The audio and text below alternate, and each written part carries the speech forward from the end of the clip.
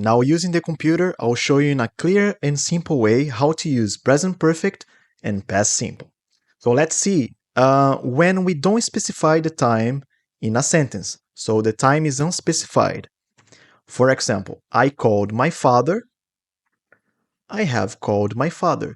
The meaning in the sentences is the same, no difference. Okay? So I called my father. I know it's in the past simple because I'm using just the verb called. Now, in the second one, I have called my father. I know it's present perfect because we are using the auxiliary verb have. I have called my father. For Brazilian students, don't try to translate this have in the sentence because if you do it, you get confused. Imagine the sentence in the present perfect the same way you imagine the sentence in the past simple. The translation is the same.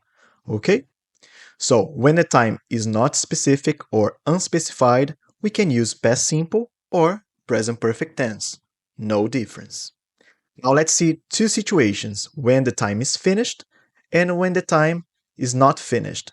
Okay, let's see the first one, unfinished time. So unfinished time means the time is not over yet. For example, today is not over. This week is not over. So when you have these words in the sentence, we can use past simple or present perfect. No restrictions here, you can use both. She played soccer today or she has played soccer today. Here I used has because for he, she, and it, the conjugation is different. Okay? She has played soccer today. So we can see here that when the time is unfinished or not over, we can use present perfect or past simple. No restrictions. Now let's see another situation. When the time is finished. What does it mean? When we have words like this in a sentence, yesterday, last month, last week, last year. So yesterday is over. Last month, over. So if you have a word like this, the only option we have to say the sentence is using the past simple. We watched this movie yesterday. So we can see that if a person tries to use the present perfect in the sentence, it will not be correct.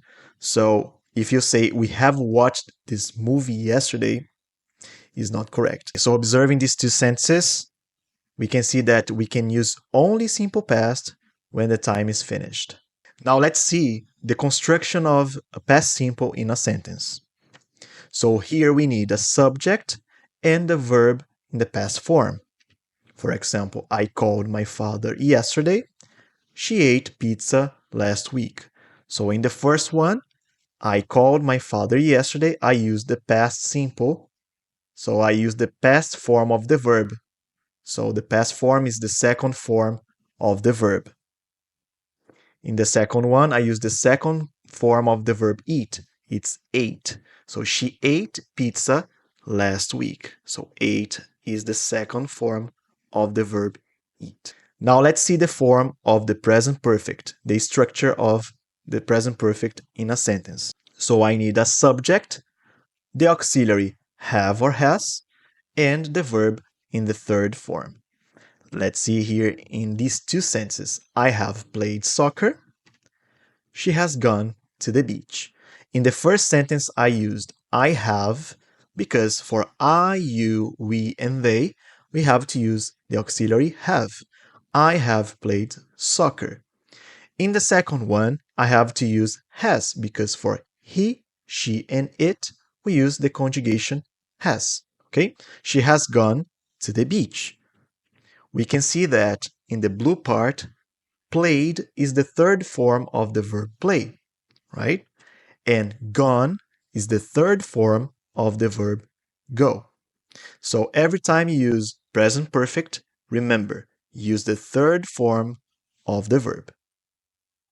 So now let's see the contractions. So here I have the contraction for I have. We can say I've. I've played soccer. And the contraction for she has is she's. She's gone to the beach. Okay, but why do I need to know this? Because in informal English, people use contractions when people talk to each other on the street, or when people write a sentence to a friend using Messenger or WhatsApp. Okay, so it's important to know when to use contractions and how to use contractions using the present perfect tense. Okay, guys, I hope you liked this video. If it helped you, drop a like, subscribe to the channel, and see you in the next video. Bye bye.